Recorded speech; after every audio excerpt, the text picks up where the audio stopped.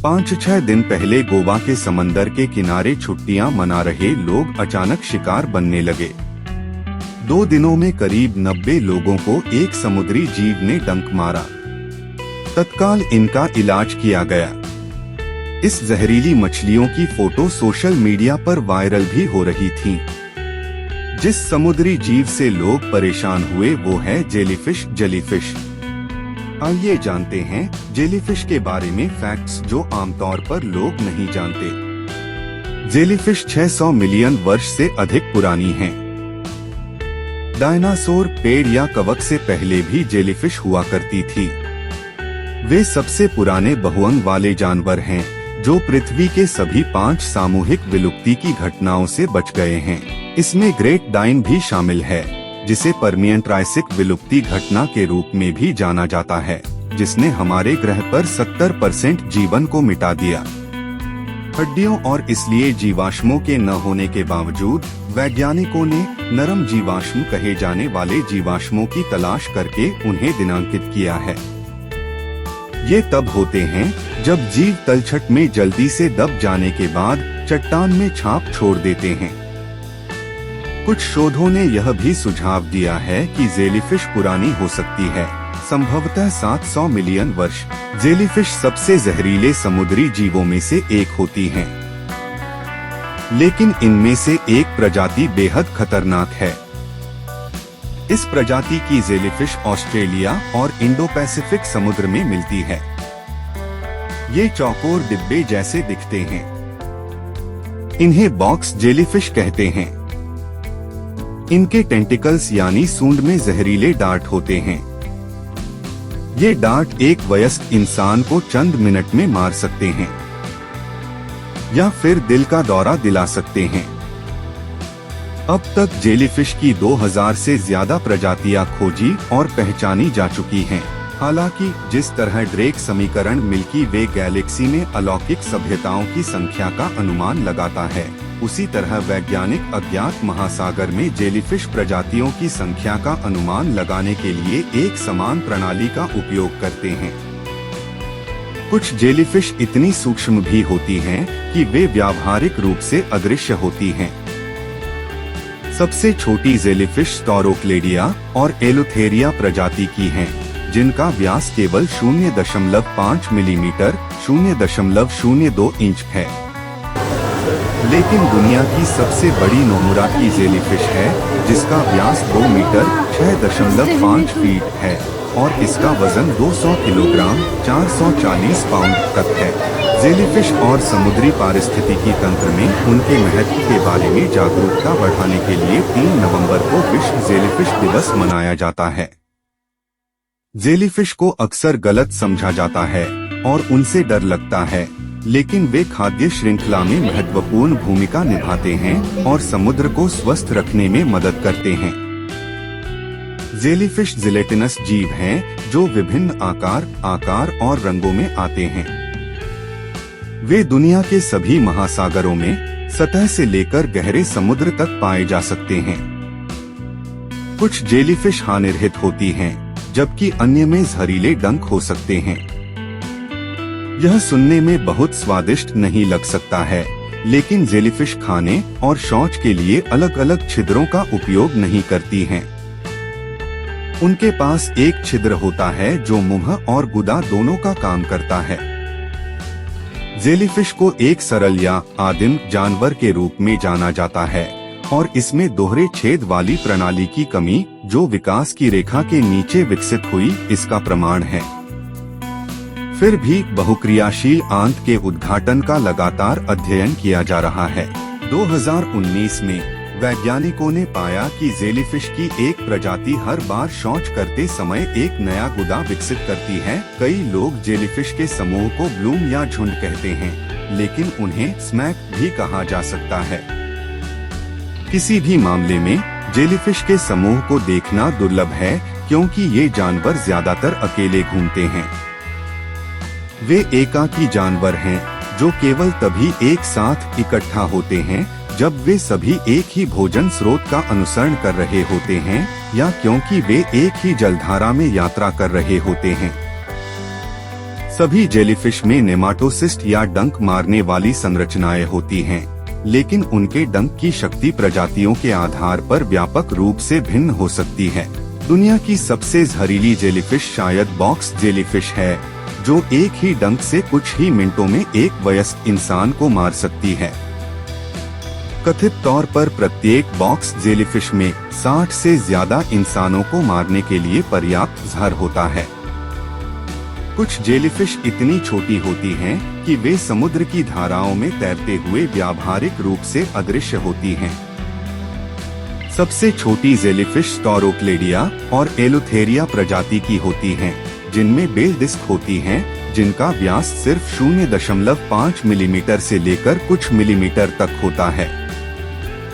Jellyfish में एक अजीब प्रजनन प्रणाली होती है, मेडुसा। इसका परिपक्व रूप, जब यह अपने यौन चरण में होता है, यौन रूप से प्रजनन करता है, जबकि पॉलिप डंठल वाला चरण, जिसमें यह कोरल रीफ से जुड़ा होता है, अलैंगिक रूप से प्रजनन करता है। पॉलिप्स मेडुसा में विकसित होते हैं, लेकिन इस प्रक्रिया में कई महीनों से लेकर सालों तक का समय लग सकता है। जेलीफिश हमेशा मनुष्यों के साथ तैरती रहती हैं, बिना उन्हें डंक मारे, इसलिए आपको चिंता नहीं करनी चाहिए। हालांकि अगर आप जेलीफिश के डंक से बचने के लिए दृढ़ हैं, तो आप जेलीफिश के मौसम के दौरान पानी से बच सकते हैं, जो कि मध्य वसंत से लेकर देर से गर्मियों तक का पूरा तैराकी का मौसम होता है। बेहतर होगा कि आप वेटसूट पहनें। उनके जीवित रहने की कुंजी महासागर के साथ घुलने मिलने की उनकी क्षमता है, जो 98% पानी से बने शरीर से प्राप्त होती है। इतना ही नहीं, बल्कि उनके पास कोई मस्तिष्क, रक्त, फेफड़े या हृदय भी नहीं है। मस्तिष्क के बजाय जेलीफिश में एक प्राथमिक तंत्रिका तंत्र होता है, जिसमें रिसेप्टर्स होते हैं, जो पानी में प्रकाश, कंपन और रसायनों का पता लगाते हैं। गुरुत्वाकर्षण को महसूस करने की क्षमता के साथ ये क्षमताएं जेलीफिश को नेविगेट करने की अनुमति देती हैं। अपनी जिलेटिनस त्वचा के माध्यम से ऑक्सीजन को अवशोषित करते हुए उन्हें फेफड़े, हृदय या रक्त की कोई विकासवादी आवश्यकता नहीं है। जेलीफिश की कुछ प्रजातियों में आँखें और दांत होते हैं, या बल्कि पतले बाल होते हैं, जो उनके भोजन को खींचते हैं और काटते हैं।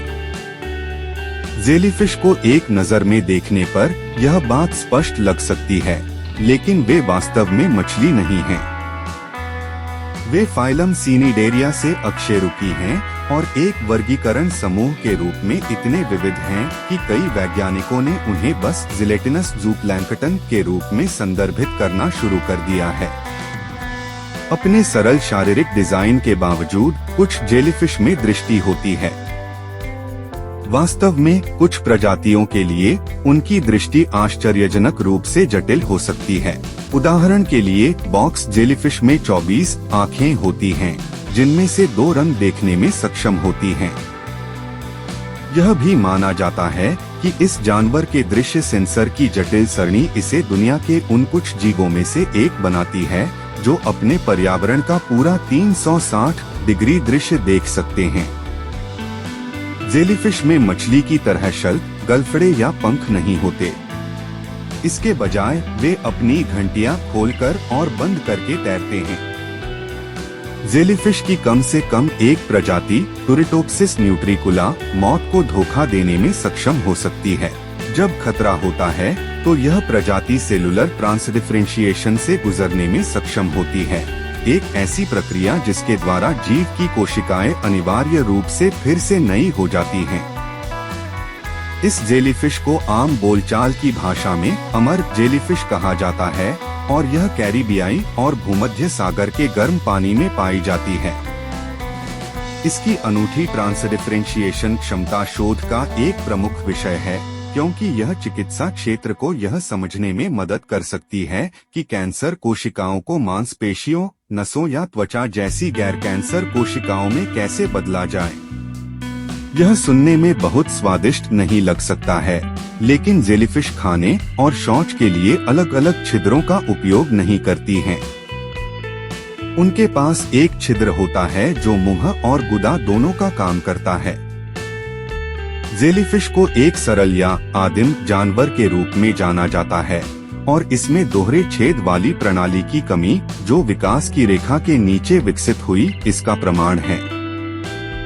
फिर भी बहुक्रियाशील आंत के उद्घाटन का लगातार अध्ययन किया जा रहा है। 2019 में वैज्ञानिकों ने पाया कि जेलीफिश की एक प्रजाति हर बार शौच करते समय एक नया गुदा विकसित करती है। कई लोग जेलीफिश के समूह को ब्लूम या छूट कहते हैं, लेकिन उन्हें स्मैक भी कहा जा सकता है। किसी भी मामले में जेलीफिश के समूह को देखना दुर्लभ है, क्योंकि ये जानवर ज्यादातर अकेले घूमते हैं। वे एकाकी जानवर हैं, जो केवल तभी एक साथ इकट्ठा होते हैं जब वे सभी एक ही भोजन स्रोत का अनुसरण कर रहे होते हैं या क्योंकि वे एक ही जलधारा में यात्रा कर रहे होते हैं। सभी जेलीफिश में नेमाटोसिस्ट या डंक मारने वाली संरचनाएं होती हैं, लेकिन उनके डंक की शक्ति प्रजातियों के आधार पर व्यापक रूप से भिन्न हो सकती है। दुनिया की सबसे जहरीली जेलीफिश शायद बॉक्स जेलीफिश है, जो एक ही डंक से कुछ ही मिनटों में एक वयस्क इंसान को मार सकती है। कथित तौर पर प्रत्येक बॉक्स जेलीफिश में 60 से ज्यादा इंसानों को मारने के लिए पर्याप्त जहर होता है। कुछ जेलीफिश इतनी छोटी होती हैं कि वे समुद्र की धाराओं में तैरते हुए व्यावहारिक रूप से अदृश्य होती हैं। सबसे छोटी जेलीफिश स्टोरोक्लेडिया और एलोथेरिया प्रजाति की होती हैं, जिनमें बेल डिस्क होती हैं, जिनका व्यास सिर्फ 0.5 मिलीमीटर से लेकर कुछ मिलीमीटर तक होता है। जेलीफिश में एक अजीब प्रजनन प्रणाली होती है। मेडुसा, इसका परिपक्व रूप, जब यह अपने यौन चरण में होता है, यौन रूप से प्रजनन करता है, जबकि पॉलिप, डंठल वाला चरण, जिसमें यह कोरल रीफ से जुड़ा होता है, अलैंगिक रूप से प्रजनन करता है। पॉलिप्स मेडुसा में विकसित होते हैं, लेकिन इस प्रक्रिया में कई महीनों से लेकर सालों तक का समय लग सकता है। जेलीफिश हमेशा मनुष्यों के साथ तैरती रहती हैं, बिना उन्हें डंक मारे, इसलिए आपको चिंता नहीं करनी चाहिए। हालांकि अगर आप जेलीफिश के डंक से बचने के लिए दृढ़ हैं, तो आप जेलीफिश के मौसम के दौरान पानी से बच सकते हैं, जो कि मध्य वसंत से लेकर देर से गर्मियों तक का पूरा तैराकी का मौसम होता है। बेहतर होगा कि आप वेटसूट पहनें।